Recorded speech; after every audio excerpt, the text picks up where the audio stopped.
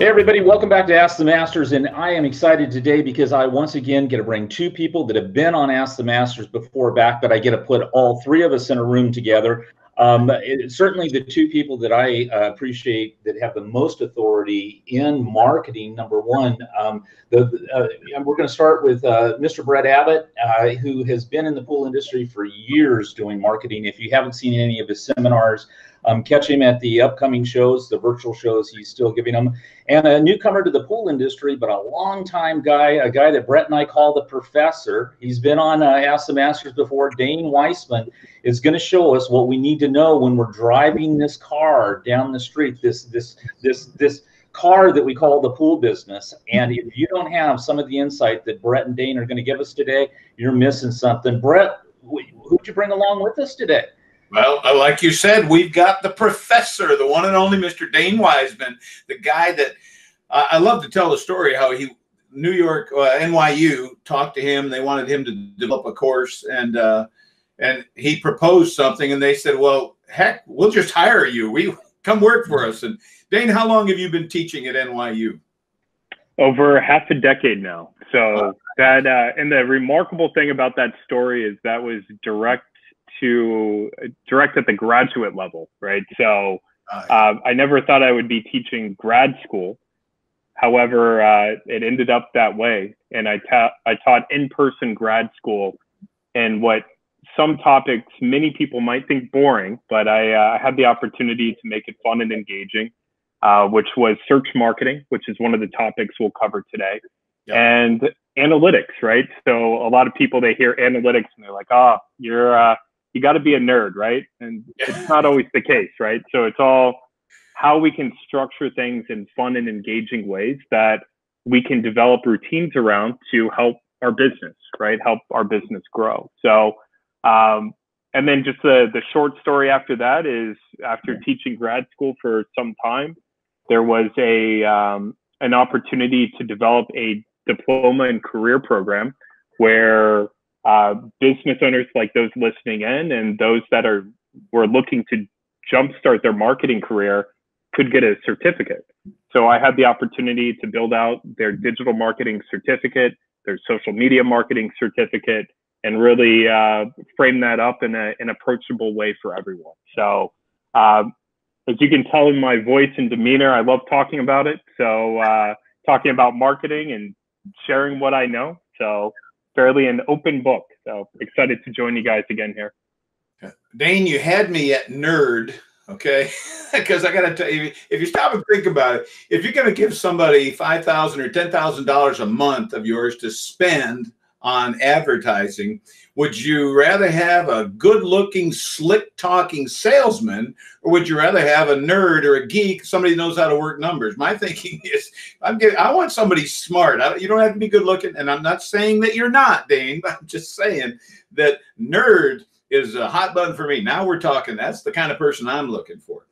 So if I may, Dane, I'd like to just kind of set this up by describing, well, and for the audience, that I've been doing this for 15 years or better in the industry. I do marketing services for pool builders and pool companies, but I have never done pay-per-click service, and I have no intention of ever doing pay-per-click. I believe that pay-per-click and SEO are both way too difficult, too challenging. It requires too much expertise for a guy like me to be able to do websites and all that other stuff, and also do PPC. My belief and philosophy is you got to pick one or the other. You can be great at PPC, well, it's search marketing, or you can be a great generalist in marketing. So I stay out of that. So I've always referred my clients to people that I think I can trust in the search marketing arena. So, and I don't want to get into how much it's changed in the last 10 years or more. You could tell us more about that than I could. But I'll tell you, the challenge I've had, and I think it's the exact same challenge my clients have had. They always say, hey, who do you recommend? You know, are these guys any good, that guy any good? And it's tough to know. I mean, the truth is sometimes you got to throw $10,000, $20,000, $30,000 at a PPC agency before you realize you just wasted $30,000. Well, the good news is you know whether or not it was wasted. The bad news is you blew all that money. So it's been a challenge. In fact, I have to, without naming names, I have to tell you that I briefly partnered with a PPC agency that they were good. They talked a great game and they were focused on the pool industry. And I sent 50 of my clients over to them. And within 6 months, 48 of those clients came back to me and said, these guys are crooks. This isn't working. I'm not getting any results. They had 48 reasons, but all of them said, we fired them. Please find us someone else. So I've constantly been on the search. I was thrilled when I met you and saw your presentation at the CareCraft meeting. I could tell you knew what the heck you were talking about. So let me throw this in your lap. I'll tell you what I believe are the two biggest hot buttons, and they're kind of the same thing, but for any pool builder, probably any business owner, but especially pool companies, they want results. Whether it's $1,000 a month or $10,000 a month, they want results and they want return on investment. And the challenge has been, well, it was always the same thing. Brett, I don't know if this is working. How do we know if this is working? How do I know if this is paying for itself? So I'm going to dump that in your lap, baby, and let you run with it. How do we deal with that challenge? Because it's driving me crazy. So I'll actually share my screen. I know many are listening in. And for those that will gain access to either the recording or the screen share, I'll just speak on what I'm presenting so you get an exact sense of the approach that is needed in today's marketing world. So anytime you hear that the data isn't available, that, hey, we can't tell you, or we don't know, and they try to put it on your lap, it's bullshit, right? They are not sharing with you readily available data that should be at your fingertips each and every day. So the first and primary thing to know is that within Google Ads and Google Search, of course, you're going to have your media spend. So that's going to be the ad spend that you're being charged for a cost per click, or in some models, a cost per view or cost per lead. Now, what we're looking at and how we approach things is building out a framework and then scaling. So as Brett mentioned, going out there and spending $10,000, $20,000, $30,000, and then 6 months down the road, having any sort of question about did it work or not, that is not today's marketing. Today's marketing gives you the power and the data to know from day one, is it working or is it not? Within 7 days, if you don't have at your fingertips a sort of report or dashboard that says, here's what you've spent, here's what was generated. And if you don't have a partner that's working with you to say, one, we've set up call tracking on your website to validate and pinpoint which calls are leading to a sale. So they'll hop on a call with you, hopefully, and say, of these list of calls, which one of these are qualified? From the forms that were submitted to your website, which one of these led to an appointment or led to some sort of pricing discussion or other sales stages? That's the partner you should be looking for. It's no longer, as Brett mentioned, the environment of, and I've been doing this for over a decade, of there might have been conversion tracking skill sets and expertise required a decade ago. However, the ease of implementation of getting these frameworks set up and built with the right partner that knows exactly what they need to do and how to share that information with you, it's a critical knowledge point that you need in today's environment in order to know what's working versus not. So you'll notice on my screen here, if you're looking at it, that there is a cost per lead, and you are able to go in and select in these real-time reports and dashboards date ranges, right? So you're not reacting to information.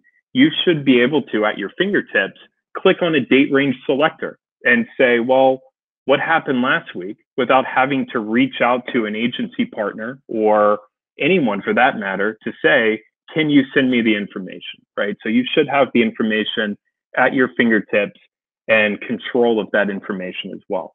It's there, right? We have access to dashboards to track our steps in a day, to track our, we have all these health trackers. I always find it strange that we don't have adequate business trackers, or we do, and business owners may not know how to access them to stay on top of these areas where they're spending money and they're putting a high degree of value on it being successful, or a high degree of priority. So this is what a dashboard would look like. You would have your number of leads, you would have your number of form submissions, your number of phone calls from a given traffic source. You would have the total amount you spent. You would have every granular detail you needed, from a cost per click to a cost per lead.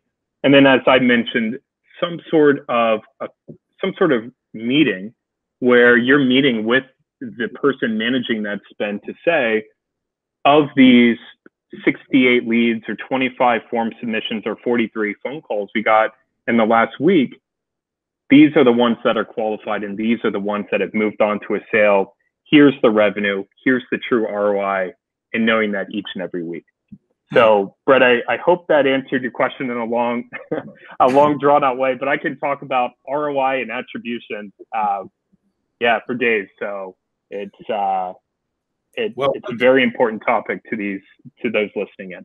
Right. Well, once again, you had me at a keyword when you said day one, you should be able to start measuring results. I'll tell you what my scenario has been. I have conversations with my clients and they say, man, Brett, I'm not sure this PPC is working. So then I reach out to the agency and say, hey, my client's not real happy. What can you share with us? And I'll give us a couple of weeks or whatever. And they pull together a meeting or they pull together a report. But it seemed like I was always having to pull the report from those guys. And, and it seemed like, well, I was never really impressed. I've worked with a lot of different agencies. I was never impressed with any of the reports. So what kind of teeth do I have to pull in order for my clients to see this dashboard that you're showing? Yeah, in terms of the teeth that you need to pull from the agency side, some agencies out there aren't equipped or might not be willing to share this level of data, as it may not be in the best interest of their business. So I speak on that because some agency structures out there essentially will have a fixed cost, right? Which is always strange to me, and you might find it strange as well, Brett, of regardless of the seasonality, you're always spending $2,000 per month, right? Where it's always, why if I'm, it's winter here, but I'm still spending $2,000 per month. So I think it's always a question of, does your agency partner want you to see this information where they don't have the full transparency in their business model to give you access to this data? So you may have to pull a lot of teeth, I guess is the short answer, to get to this information with some agencies out there. My best practice and recommendation is, that's, as you mentioned, if there's an agency out there that 49 of your 50 customers or referrals to those customers, if they ran, that's a sign to run, right? If you're not able to get a short answer on what's working or not, that's a sign to run, right? So they might not have, it's a question of how they're protecting their business model. Brett, I'm with you though. And Dane, you got to recognize, even being around these dashboards and stuff, I had never seen one pulled up as fast as you pull them up ever before, trying to deal with any PPC. And now, I mean, we just came through another meeting this morning, and you pull these up immediately, and you know exactly what the pay-per-clicks. If, on a couple, you took over a client on the East Coast, a well-known pool builder, and you got into his account while we were on the phone, if you recall this story, Brett, and you immediately knew the mistakes that the previous company was making, and you corrected it, but you brought this panel up right in front of us, and you drilled us down through it. So I think we all need to realize that, having been around this stuff, I had never seen it before. Had you ever had a screen share pulled up in front of you, Brett, with any other agency? Oh, no, never. It was always a manipulated PowerPoint that was cut and paste, and they only showed you what you wanted to see. And I tell you, my belief is that the reason most agencies don't share the data, all the data, is because they don't want you to know how much they're spending on ads versus how much is going into their back pocket. I mean, that's my belief. It's like, I don't want to get into voting, but I figure the only reason you don't require a driver's license to vote is because you're trying to cheat the vote. And the only reason you don't show how much money is being spent on ads is because you don't want your client to know how much of it's going into your pocket. Am I cynical? I don't think so. Well, and that's what I was alluding to on that. If you're spending with management and agency or ad spend $2,000 a month, right, and you're getting that same charge every month, regardless of seasonality, something is going somewhere. Right, so I think that's always a certain question to drill down into. So I also wanted to address the point as well on that the overall expectations today, right? And I put out that example earlier of we're so used to health trackers, right? And we're so used to counting our steps. And Randy, you gave me I appreciate the compliment on me knowing and having access, to this data. But it's almost like if you have someone who has their health watch and they're taking count of their score, which is important to them, right? How many steps they might take in a day. If you ask anyone who's on that routine, they know exactly how many steps they have in a day. So if you ask someone that question and it's important to them, they know exactly what's going on in a day, right? So that's our mentality. Is we always and when I say we, it's myself and the people I surround myself in a business sense of data is important. The overall routine that we put on ourselves is important, and putting someone's business, right, that opportunity value in front of you is as important to us as it is to the business owners listening in, right? So if we're mismanaging or misspending, that's a missed opportunity cost. That's a disservice to that business, and that's not how agencies and experts should conduct themselves. Good, thank you, Dane. I'll tell you. So we've talked about lack of transparency and lack of measurable results. So you've talked about those two. I say when those two items are addressed, the third issue that I hear from pool companies most often is lead quality, either getting totally wrong leads or just getting too many bottom feeders, people that, yeah, okay, they're a valid lead, but they're looking for a $40,000 pool and your pool start at 80, that kind of thing, a mismatch of leads.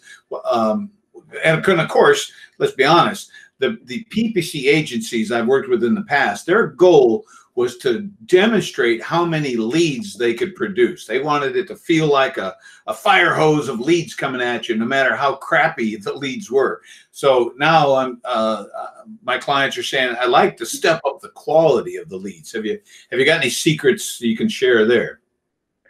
So I'll share the secret and I'll share the scenario too.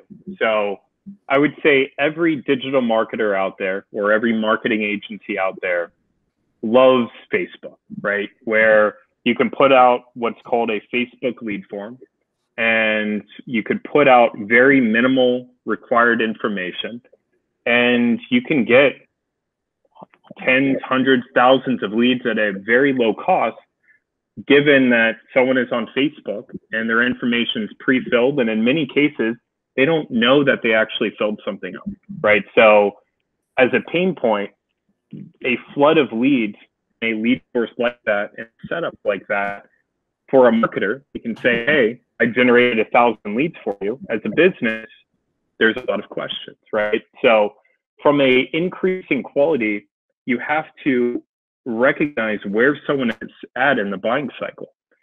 So for PPC and search marketing, there has always been a high value placed on someone in market searching for a good and service at a given time. So if someone is searching for custom pool builder or luxury pool builder, they know that they're ready to select a company in their buying journey. So they're already fairly progressed in that buying cycle. If someone is scrolling through their Facebook feed on their phone and they happen to see something, maybe it's on their mobile device, and they click a couple buttons and they become a lead, you can see how the two separate qualities exist. So as a best practice, it's recognizing that. And back to this earlier dashboard discussion, in partnerships with business owners, It's uncovering what are the required fields, what is needed in order for a lead to be counted or qualified, or even considered a lead to begin with, and moving on to more of a cost per appointment or a cost per sale, right? Progressing through the funnel in those channels. So as I just referred to, at times it could look like you're getting, and Brett, as you mentioned, a mountain of leads. However, it could be a mountain of people who don't know that they are a lead, and you're reaching out and they don't know what you're even calling about. So there is a broad spectrum to lead quality. Yeah, I thought you were going to say a mountain of trash, because that's kind of what I got. I was leading up to it, but then I was like, well, I'm on a recording, and I don't want to use too, expletives and. All right. Well, good. I'll tell you that there's one other, in the absence of any meaningful dashboard like what you've shown us, and this ongoing issue of lack of transparency. There's a couple things we've tried, so I'd like your thoughts on whether either of these are good ideas. We started using a thing called, I think it's called iTracker 360 eye tracker, whatever it was, and it would tell us when a lead came into our Infusionsoft system. It would tell us whether it was an organic lead or a paid lead, and it would provide some additional information. So that's one thing we did to try to get closer to demonstrating ROI. The other thing we did is that I started telling people, look, if you don't have transparency with your agency, just tell them that you want to pay 2 invoices, that you'll pay them an invoice for their fee, and then you'll give your credit card to Google and pay Google directly, so that, in my mind, that's the only way you'll ever know whether you're really, how much you're spending on ads and how much is going in their hip pocket. What are your thoughts on those 2 suggestions we came up with? Yeah, I agree with both, and I'll actually start with the second one of what's referred to as account ownership, right? So you're investing money, you're paying an agency, you're paying Google or whichever ad network, and to not have ownership of that account is a lost opportunity value to your business. Every dollar you spend, every ad impression you serve, every click that you get, that is going to your, what I deem your intellectual property. You should have ownership of that. You should have ownership of your data. You're paying an agency fee. You're paying Google. Why would you then not own the account, right? Why would you not have ownership of that IP? So that's the key important part that ties into your second point, Brett, of you're paying an agency, you're paying Google or Facebook or whoever. You should own the account and own that data. The first point is a question of what's referred to as attribution. Attribution at a high level is what is getting credit, right? What channel is getting credit? And today, attribution has progressed so far that there are close to 10 commonly used attribution models. I won't go through all of them, but let me go through the most popular ones. The first one is what is the most common one. It's called a last click, meaning that the source that someone clicks through, whether it's organic or social or direct, that channel gets the credit. Where it becomes confusing in the pool industry and any high average sales price is that someone may arrive on your website 1, 5, 10 times before making a decision to reach out to you. So in our industry, it's important to look at what is referred to as a linear model, meaning that you are looking at every single channel that influences someone's purchasing decision. So you can recognize the complete view to what Brett was mentioning of the tracker that goes into Infusionsoft. So you know what channel is driving a lead. So you know if you're spending media spend, is it doing anything, right? Is it contributing to that lead? And that's the ultimate question of attribution. If you ever are interested in the other attribution models, you can always reach out. They get a little, there's different ones for different scenarios, but those are the 2 most common ones. Okay. Well, by the way, I applaud you when you say, you talk about that there could be 10 different times someone goes to visit the website. I've been preaching that for 15 years. When I first got into this industry, one of the things I figured out, it didn't take me long to figure out, I said, whoa, this is a very long sales cycle. It's a very difficult decision. They don't wake up one morning, go to a website, schedule a meeting and buy a pool that day. They spend months, if not years. So I've maintained forever that people will go back and go back and go back and search. And you're confirming what I've been preaching for 15 years. So thank you for that. I know you aren't here to support me, but thanks anyway. Well, and I also want to reinforce the point that that data is available, right? So that data is available to see. You could actually look at, and this is, I don't want to go too far into detail, but I find it interesting, and I think those listening will too, is that when you hit a website, essentially it starts what's referred to as a session, right? So that is a cookie that is essentially attaching to your browser history. So when you return to that website, all of that information is being stored in that, you know, as it's termed, that cookie. So us, on a data analysis perspective, we can drill down and unpack that cookie and see each and every time someone is visited and where they came from, the timestamps of when they visited, how long they spent, what pages they viewed. So we have a complete view of their entire experience on your website, pieced together, right, into one cohesive story. So it is a very exciting time for the data that is available. The things to think about is, you know, this industry has been around for a long time, right? So it's a question of, do you continue with the same process and fundamentals that have potentially caused problems or caused frustration or caused whatever angst, or do you look at where the industry is at today, which is, you know, if I think about my first, you know, contracting managed PPC accounts close to 15 years ago, it is just, the landscape is just so different today. So whether you're still doing PPC or you've done it and you swore it off forever, you know, there's always a fresh look at things with that modern lens to it. Yeah, good. Brett, it was interesting this morning.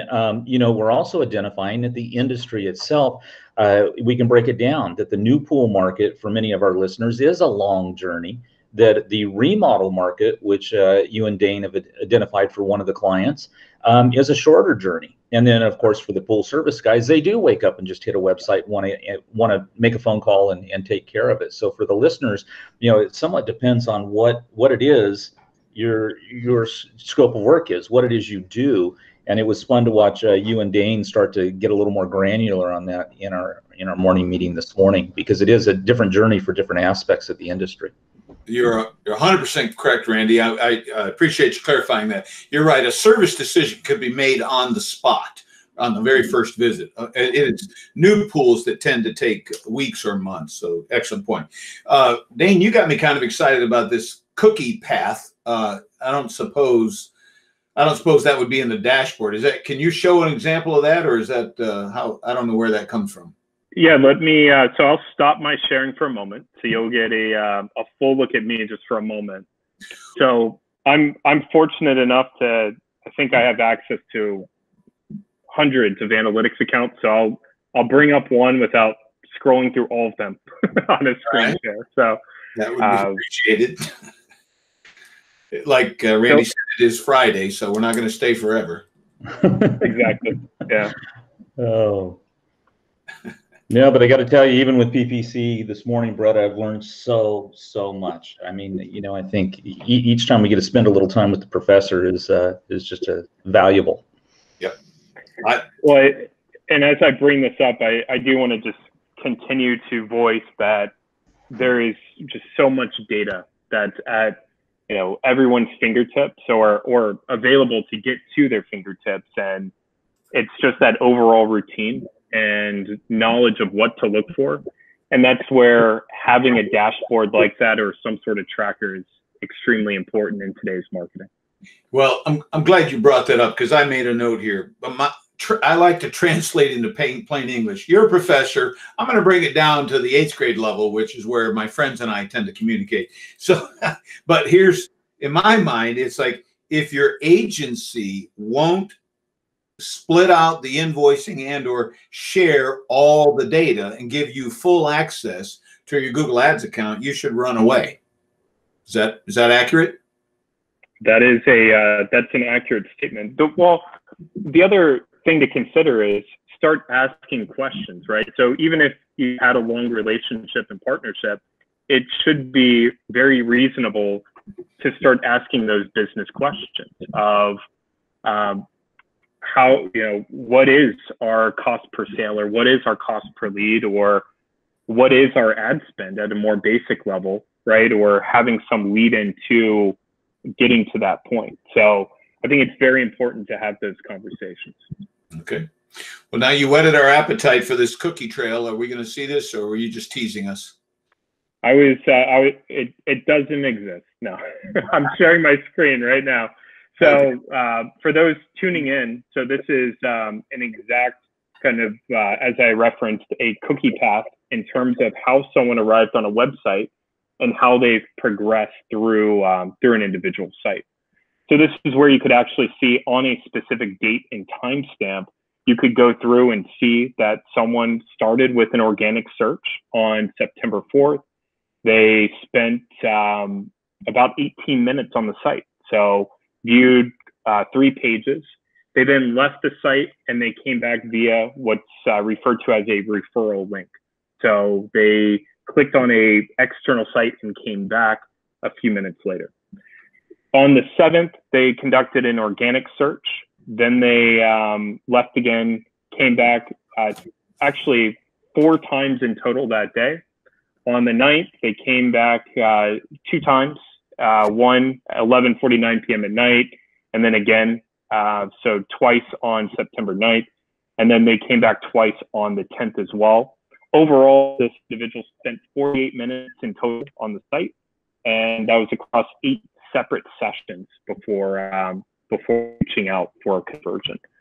So that's a fairly interesting journey. And that's where you can start taking a look and seeing at, from an analysis standpoint, what pages are people spending time on? What channels do they spend more time on? If someone leaves, what channels are they coming back to? And that could give that additional value to your efforts on sites, referral sites like Yelp, for instance, or other reputation and review sites, or it could place a renewed emphasis on social media, right? So many brands are built and customers acquired from social media as well. However, someone may not always convert on the first time from social media. And until you start looking at these different paths and journeys, you won't see those patterns. So there's a lot to unpack and unlock in that sort of analysis. And Brett, what I've appreciated is Dane's ability to move, that he recognizes, hey, he was headed down one road and it was functioning and working, then for some reason it stopped. And I've watched you pivot before, Dane, where you literally will say, hey, you know what, we're moving more this direction now, because that's just not as, we're not getting the same results as we were getting 2 months ago. It is important to recognize that early on, right? So, and thank you for pointing that out, Randy. If you don't have the data at your fingertips, that's something where doing something to do something, I guess there's that old saying of insanity, right? But I think we've all heard it enough times where it is insanity. But anyway, it's recognizing negative patterns and putting forth new experiments, right? And there's even emerging sites or experimental channels. Or I bet the first person to try retargeting was absolutely crazy, right? And never thought it would work. And here we are today, and all of us are probably bombarded beyond belief with retargeting. So it's exactly, and it's always, are you going to be that early adopter? And we're at a point today with this data and dashboards that we are well beyond the early adopter stage, right? We are in the norm stage of access to your data, access to what's going on. And until you reach that norm stage, you're behind on the times. Mm-hmm. Well, I dare say that anyone listening to this podcast can understand why Randy and I refer to Dane Wiseman as the professor of PPC, because he's the man. He knows more than all the other agencies I've ever worked with put together. I hesitate to ask this, but because we've only talked really about the paid side. At some point, we should talk about the organic side. It's search engine optimization, but my guess is that's probably a whole nother podcast. Whole nother podcast and topic. However, it falls into how we look at every engagement that we do, right? So we look at it as there's not a single channel that is, we don't narrow a focus, right? So when you're looking at data, and as we were looking at the referral and social paths, there is a lot of interconnectivity between what you do in search, both organic and paid. For instance, a sure tip and trick is when you are looking at your paid search terms, right? So what people are searching for, clicking on and converting, looking at your top converters should be your target SEO keywords, right? So why would there be a disconnect in what you're doing on PPC and organic if you know exactly what keywords work, right? If you know what keywords are converting and driving volume for you. Mm-hmm. There's some interconnectivity between the channels, and also with social media today of how social media interacts with search and SEO, and how you can use that for link building, content creation, and general awareness for your site as well. So yeah, we could drill down into all these topics on each and every day.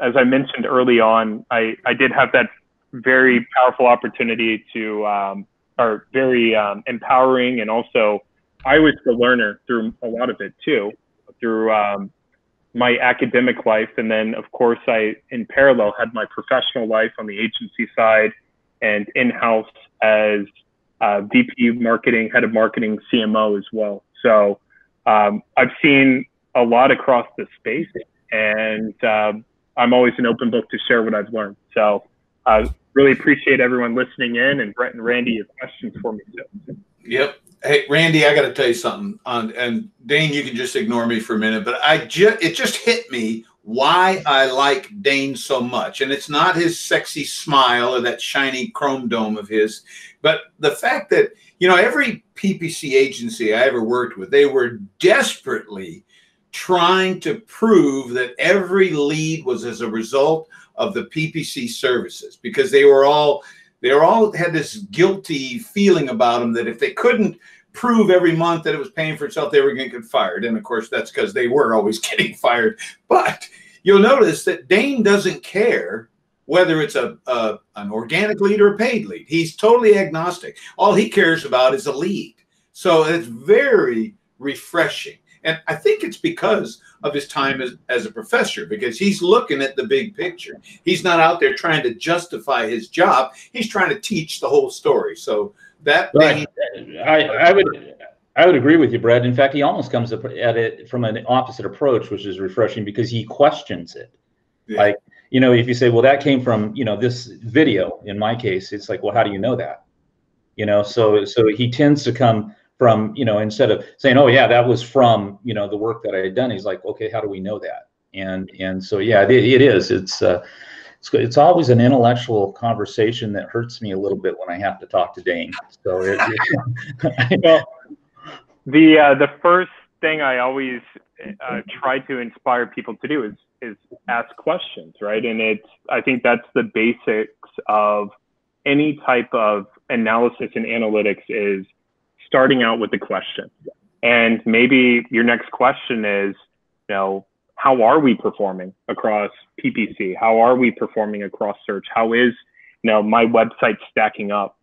All of these are questions that lead to deeper analysis. And I always find it leads to the most improvement, both business, in a business sense, and also from a learning sense as well. So always question, right? And that will that means you'll always be busy, right? So questioning and answering. A lot of activity. Should we tell the world how to reach Dane, or is that?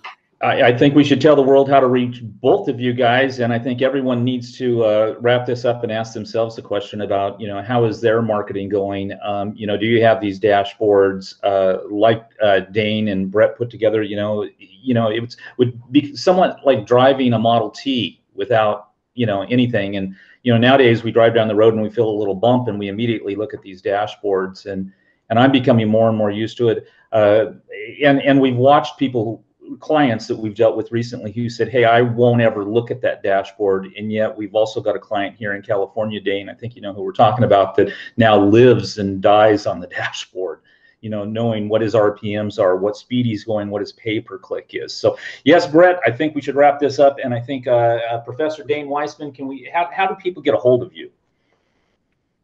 So there's my email address that you can reach out to me on. So it is Wiseman@cyberfunnels.com. D from my first name and Wiseman as my last name at cyberfunnels.com.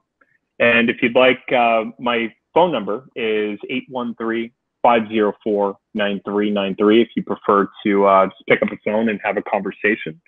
And I think with this recording, Randy, we can post up my my email somewhere, wherever we host it, and send it out if possible. So, and Brett, I believe you might have your contact information to share as well. Sure, but I'm worried. You should have offered your email address, because they're going to blow up your phone, my friend. Yeah. I'm easy to reach. Poolbuildermarketing.com. Poolbuildermarketing.com. That's all there is to it. Well, there you have it. Another exciting episode of Ask the Masters. These are the two guys you need to look into 2021, see if your business is holding up. Thanks for listening in to Ask the Masters, and we look forward to talking to you gentlemen on many, many more episodes. Thank you, Mr. Beard. Thank you, Randy. Thank you, Brett.